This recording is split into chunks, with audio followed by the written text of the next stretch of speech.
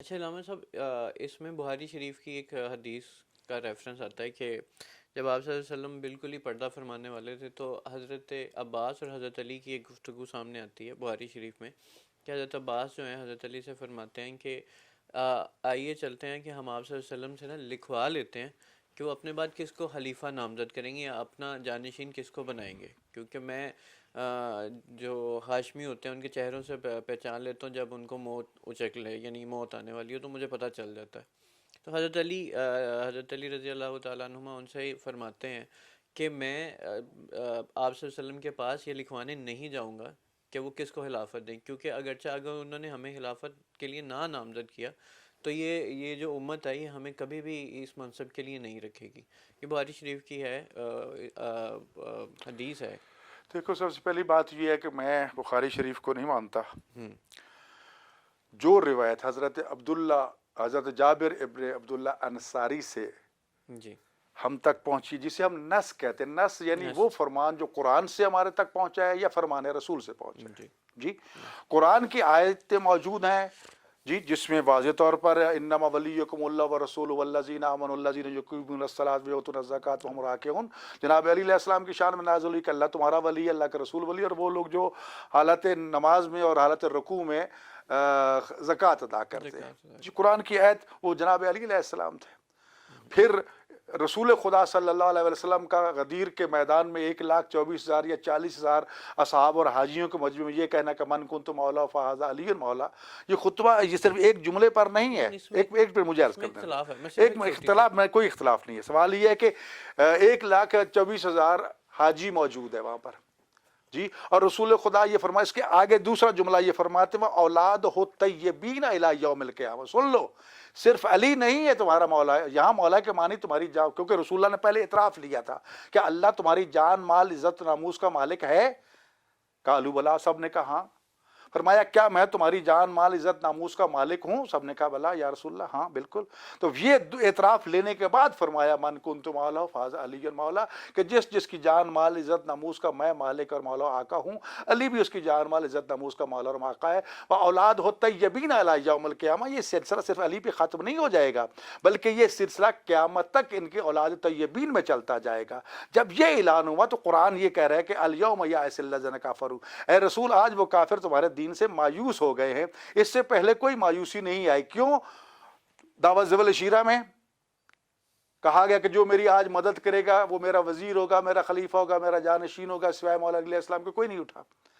ایک دفعہ اٹھایا، دوسری دفعہ اٹھے، تیسری مرتبہ جب کوئی بھی نہیں اٹھا تو پھر فرمایا ہاتھ پکڑ کے یا علی انت خلیفتی انت وصی انت وزیری من بعدی۔ کہیں کہ علی منی و انا منہ، کہیں پنجتن پاک کے فرمایا انہم منی و انا منہ، میں ان سے ہوں یہ مجھ سے ہے۔ جی، یہ ساری چیزیں، اور پھر یہ سلسلہ غدیر پہ آ کے انتہا کو پہنچ جاتا ہے کہ رسول خدا صلی اللہ علیہ وسلم جو ہے یہ خطبہ پورا دیتا ہے۔ خطبہ موجود ہے، کتابیں اس میں لکھی گئی ہیں، فریقین کی کتابیں موجود ہیں، صرف شیعہ کی نہیں ہے۔ اس حدیث پہ پورے خطبہ پہ کئی جلدوں پر چیزیں لکھی گئی ہیں۔ تو لہٰذا یہ مولا علی سب کہتے ہیں، یہ ہے کہ کس وجہ سے مولا علی کہتے ہیں؟ اسی حدیث کی روشنی میں نا۔ تو لہٰذا جب وہ مولا علی علیہ السلام ان کے بارے میں اتنی آیات، اور پھر جناب جابر ابن عبداللہ انصاری، وہ جابر کہ جن کا گھر میدان خندق کے پاس تھا، جنہوں نے جب خندق کھودی جا رہی تھی، اب کئی دن کے رسول خدا صلی اللہ علیہ وسلم اور صحابہ کرام بھوکے تھے اور پیٹ میں پتھر باندھے ہوئے تھے، تو یہ پتھر باندھنا بھی فعل الحکیم لا یخلو عن حکمت، دانشور کا کوئی بھی عمل جو ہے وہ حکمت سے خالی نہیں ہوتا۔ رسول خدا نے پیٹ میں پتھر باندھ کے قیامت تک کے لیے پیغام دے دیا۔ ایک تو یہ ہے کہ بھوکے رہے ہو تو تمہارے پیٹ پہ پتھر بندھے ہوئے ہیں، پھر بھی باطل کے سامنے نہیں جھکنا۔ جی، بھوکے رہ لو لیکن حق کا ساتھ نہیں چھوڑنا۔ دوسری بات یہ بھی بتا دی، اگر زندگی میں کوئی ایسا وقت آ جائے تو یہ ایک علاج بھی ہے تمہارے نقاہت کا کہ پیٹ پہ پتھر کا اس کے باندھ لو، تم ویسے ہی کام کرو گے جیسے ایک توانا فرد کرتا ہے۔ جب یہ صورتحال جناب جابر کی بیوی نے دیکھی اور سنی تو انہوں نے کہا کہ جابر ہمارے گھر میں ایک بکری ہے اور تھوڑا سا آٹا بھی ہے، کیوں نہ رسول خدا اور چند ان کے اصحاب خاص کی ہم دعوت کر لے۔ دعوت ہو گئی، سلسلہ ہو گیا، کھانا تیار ہو گیا، اب جابر گئے بلانے کے لیے، تو جناب جابر نے کان میں کہا کہ یا رسول اللہ آئیے تشریف لائیے، تو آپ نے اعلان عام فرما دیا کہ وہ میرے صاحب آؤ آج جابر کے گھر میں کھانا ہے۔ تو جناب جابر پریشان ہو گئے، کھانا تو تھوڑا سا ہی کیا ہوگا۔ وہ دوڑتے ہوئے جناب جابر جو ہیں اپنی بیوی کے پاس گئے کہ یہ دیکھ لو یہ تو پورا لشکر آ رہا ہے۔ تو کیا کہنے اس بیوی کے ایمان و ایقان کا بھی کہتی ہے کہ باقی اصحاب کو آپ نے دعوت دی ہے یا رسول خدا نے؟ دعوت تو رسول اللہ نے دی ہے. کہا پھر تجھے کیا پرواہ ہے؟ رسول اللہ جانے اور کھانا جانے. اور یہی وجہ ہے کہ جناب نے لعاب دہن اس میں ڈالا, علی سے فرمایا لو بھی یہ تقسیم کرتے تھے, اور 10-10 کی ٹوریاں کھاتی گئی, کھانے پھر بچ گیا, اور فرمایا ہڈیاں نہیں توڑنی, نہیں وہ نہیں کھانی, ان کو جوڑ کے اجازت نبوت سے بکری کو زندہ کر لے جابر اپنی بکری. یہ جابر روایت کرتے ہیں کیا کہ میں نے رسول خدا صلی اللہ علیہ وسلم سے پوچھا ومن خلفاءک من بعدک, تیرے بعد تیرے کون سے خلفاء ہیں؟ تو آپ نے فرمایا علی ابن ابی طالب, ثم الحسن, ثم الحسین, ثم علی ابن الحسین, ثم الباقر. یہاں تک جب پہنچے کہ علی کا بیٹا حسن ہے, حسن کے بعد حسین ہے, حسین کے بعد زین العابدین ہے, زین العابدین کے بعد باقر ہے, تو یہاں رک جاتے ہیں. فرماتے ہیں جابر تمہیں باقر کے خدمت میں حاضری کا شرف حاصل ہوگا, جب ان کی خدمت میں پہنچنا تو میرے سلام پہنچانا.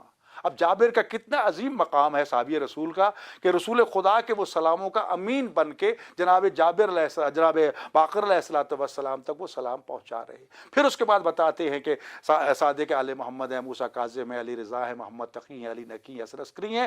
اب جب 12ویں امام کا نام آتا ہے تو پھر فرماتے ہیں اسمہ کا اسمی, اس کا نام میرا نام ہو, میرے نام کا کنیت ہو, کا کنیت, اس کی کنیت میری ابو القاسم ہے, اس کی کنیت بھی ابو القاسم ہوگی.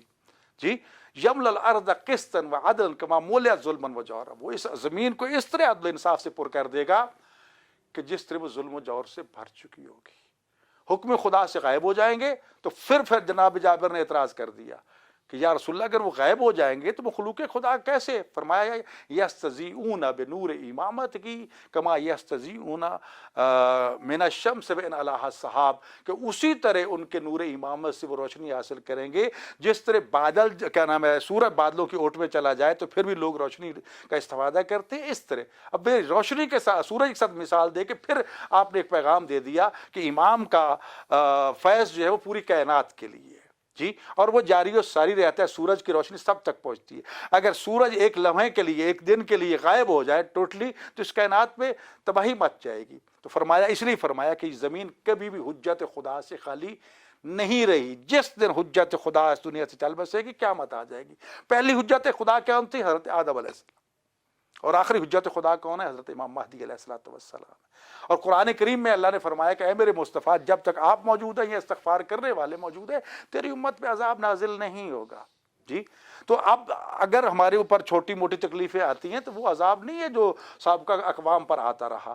تو اگر آج ہم محفوظ ہیں تو دو وجہ سے, ایک تو وجود حضرت, کیونکہ آپ نے فرمایا اولنا محمد, اوسطنا محمد, آخرنا محمد, کلنا محمد. ہم جو 12 ہیں ہم میں سے ہم سارے کے سارے محمد ہیں, پہلا بھی محمد ہے, درمیانہ بھی, آخری بھی, ہم سارے محمد ہیں. تو گویا کہ ایک محمد موجود ہیں آج جو ان کے وارث ہیں, ان کا وجود برکت ہے ہمارے لیے. اور دوسری چیز استغفار کرنے والے بھی موجود ہیں دنیا میں, جس وجہ سے خدا نے آج تک ہمیں عذاب سے محفوظ رکھا ہوا ہے. تو یہ متواتر حدیث ہے, سند صحیح ہے, جابر عبداللہ بن انصاری سے یہ روایت ہے.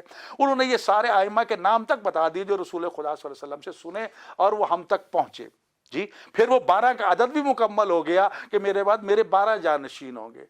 جی, تو جب ہمارے سامنے یہ ساری چیزیں آ رہی ہیں تو پھر ان کو چھوڑ کر, ان احادیث کو فرامین کو چھوڑ کر ہم دوسری طرف چلے جائیں تو روز قیامت پھر جواب دینا پڑے گا.